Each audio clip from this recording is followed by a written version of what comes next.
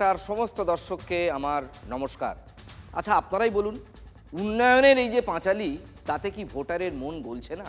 এই তো গত পরশু দিনের কথা, নবান্ন সভাঘরে পিছনে মুখ্যমন্ত্রীর বড় ছবি, সামনে বসে আছেন খোদ মুখ্যমন্ত্রী। উন্নয়নের পাঁচালী শোনালেন এক সঙ্গীত শিল্পী, গোটা বাংলা যাকে চেনে। আর আজকে কি হলো? মুর্শিদাবাদ জেলাতে আমার কথাটায় কয়েকটা কথা বলবো, একটু ধৈর্য ধরে শুনতে হবে। আমি আগে কয়েকটা কথা বলে তারপরে আপনারা যেটা শুনতে চান সেটা বলবো। আমাকে একটু সময় দিন। একটু সময় মানে ওই ধরুন 10 থেকে 12 মিনিট মেরে কেটে 54 মিনিটের বক্তৃতায় উন্নয়নের পাঁচালী মেরে কেটে 10 থেকে 12 মিনিট। আমি আগে কয়েকটা কথা বলে তারপরে আপনারা যেটা শুনতে চান সেটা বলবো। নেতাকর্মীরা শুনতে চাননি নাকি মুখ্যমন্ত্রী বলতে চাননি কে জানে, কিন্তু দেখা গেল মুখ্যমন্ত্রীর ঘণ্টাখানেকের বক্তৃতায় উন্নয়নের পাঁচালী আজকে অন্তত হাওয়া। বারবার ঘুরে ফিরে সেই ধর্মের পাঁচালী আকাশে উঠল, বাতাসে উঠল, তিনি সেটাই আউড়ে গেলেন। সেই পাঁচালী পড়তে পড়তেই চলল ব্যালেন্সিং গেমের খেলা। কখনো বললেন হিন্দুদের জন্য, আর কখনো বললেন মুসলিমদের উদ্দেশ্যে। ঠিক যেমন ধরুন এসআইআর ইস্যু, এক্ষেত্রে তিনি যা বললেন সেটা কিন্তু হিন্দুদের জন্য।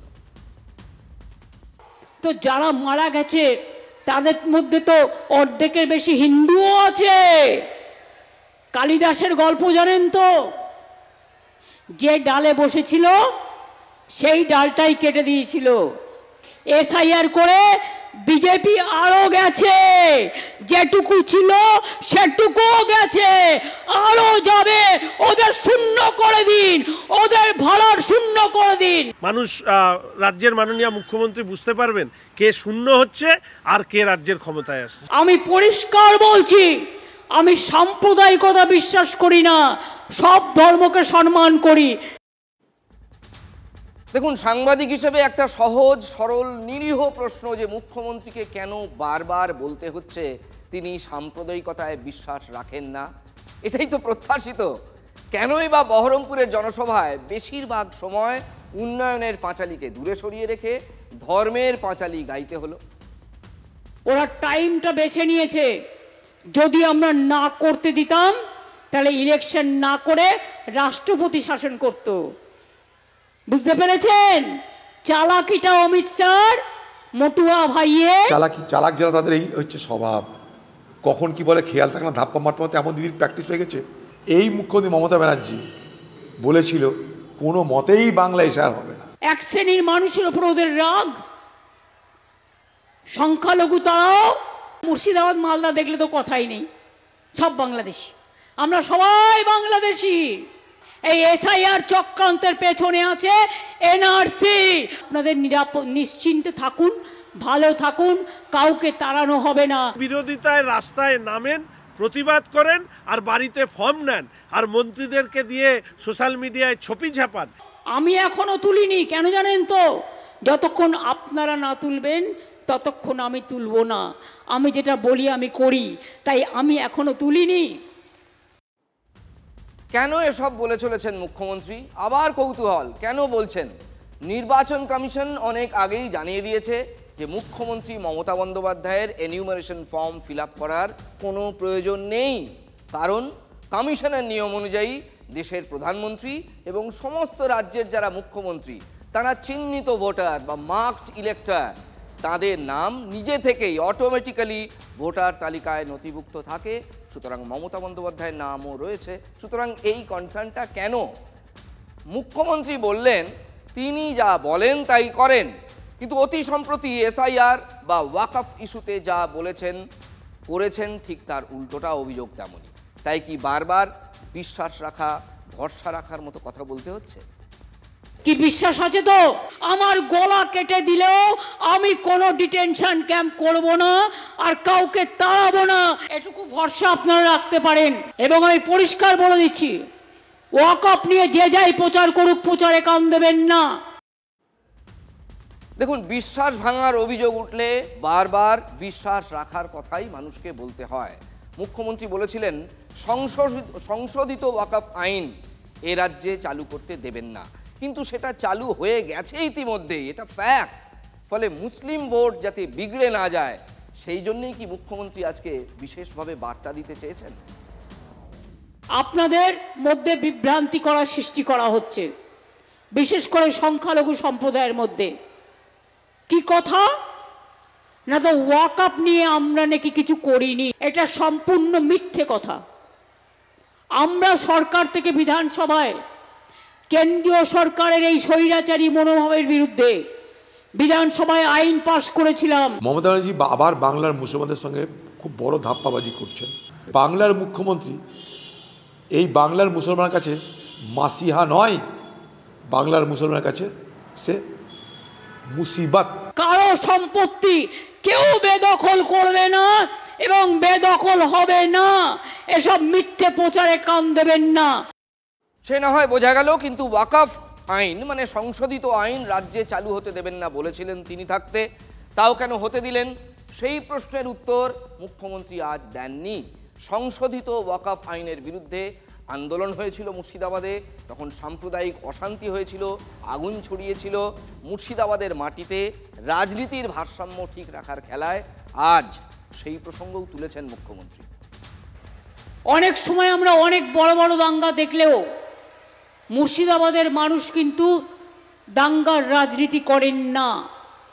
মাঝে ধুলিয়ানে একটা ঘটনা ঘটেছিল, আমি নিজে এসছিলাম, এবং জঙ্গিপুরে একটা ঘটনা ঘটতে যাচ্ছিল, কিন্তু আমি সংখ্যালঘু ভাইদের ফোন করেছিলাম, রাবিউলকে হসপিটাল থেকে তুলে এনেছিলাম, আমি জাকিরকে ফোন করেছিলাম, আমি মিউনিসিপ্যালিটির চেয়ারম্যান, তাকে রাস্তায় দাঁড় করিয়ে সংখ্যালঘু ভাইদের বলেছিলাম, ভাই বোনদের তোমরা রক্ষা করো যাতে হিন্দুদের ওপর কোনো অত্যাচার না হয়। মুখ্যমন্ত্রী দাবি করেন তাঁর জমানায় বাংলায় উন্নয়নের সুনামি বইছে, সেই সুনামিতেই তো বিরোধীদের ভেসে যাওয়ার কথা। তাহলে উন্নয়নের পাঁচালির পরিবর্তে কেন ধর্মের পাঁচালিতে এত সময় খরচা করতে হচ্ছে মুখ্যমন্ত্রীকে? মমতাই দাবি করেন যে বিজেপি ধর্ম নিয়ে রাজনীতি করে, এদিকে তিনি নিজেই উন্নয়নের পাঁচালির পরিবর্তে ধর্মের পাঁচালি আউড়েই চলেছেন অনেক বেশি সময় ধরে। এখনো দেশে সংবিধান শেষ কথা বলে। মমতা বন্দ্যোপাধ্যায় তার যে অপরচুনিস্ট পলিটিক্স এবং মিথ্যা কথার পলিটিক্স তিনি বারে বারে প্রমাণ করেছেন, ধরা পড়েছেন। সিএকে এনআরসি বলেছেন, সিএকে এনআরসি বলেছিলেন, আজকে সিএ সার্টিফিকেটও পাচ্ছে উদ্বাস্তুরা, প্রমাণ হয়ে গেছে মিথ্যা। ওয়াকফ অ্যামেন্ডমেন্ট বিল মিথ্যা বলেছিলেন আর মুসলিমরা বলছে, তোহা সিদ্দিকিরা বলছে, আমাদের বলতে হচ্ছে না।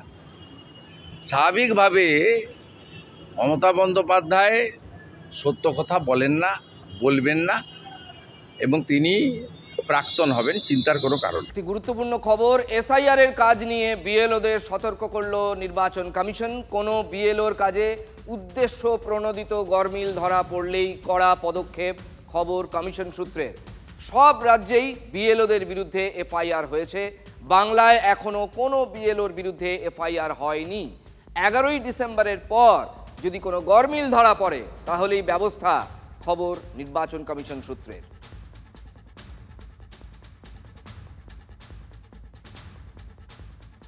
আপনাদের বললাম কি কড়া ব্যবস্থা হতে চলেছে।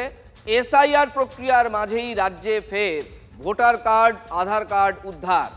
বারাসত 5 নম্বর প্ল্যাটফর্মের কাছে উদ্ধার বেশ কয়েকটি ভোটার কার্ড, আধার কার্ড এবং প্যান কার্ড।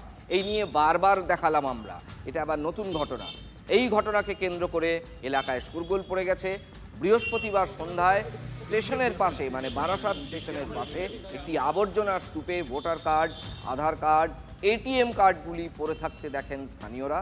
খবর পেয়ে এলাকায় পৌঁছে কার্ডগুলি উদ্ধার করে বারাসাত জিআরপি। কে বা কারা কার্ডগুলি ফেলে গিয়েছে খতিয়ে দেখছেন তদন্তকারীরা। দেখুন, নির্বাচন কমিশন ঠিক জায়গায় চেপে ধরলে কেমন ম্যাজিক হয় দেখুন। 4 দিনে মৃত্যুহীন ভোট কেন্দ্র 4 অঙ্ক থেকে নেমে 1 অঙ্কে এলো। 1 ডিসেম্বর যে পরিসংখ্যান ছিল 2208, 4 দিনের মাথায় সেই সংখ্যা নেমে দাঁড়ালো মাত্র 7। 1 ডিসেম্বর সিইও দফতরে জেলাগুলো থেকে মৃত্যুহীন ভোট কেন্দ্রের সংখ্যার যে হিসেব আসে সেটা ছিল 2208, প্রথম TV9 বাংলা ব্রেক করেছিল এই খবর। ঠোঁটকাটা বলছিল অমরত্বের ঠিকানা হেঁয়ালি করে। খুব ইন্টারেস্টিং, পর্যালোচনা করে ফের রিপোর্ট চায় কমিশন। এরপর লাফিয়ে কমতে শুরু করে দেয় মৃত্যুহীন ভোট কেন্দ্রের সংখ্যা।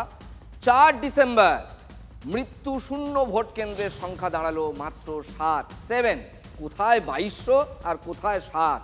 1 ডিসেম্বর দক্ষিণ 24 পরগনায় মৃত্যুহীন ভোট কেন্দ্র ছিল, সেই সংখ্যা 4 থেকে 4 ডিসেম্বর নেমে মাত্র 1-এ এসে দাঁড়িয়েছে।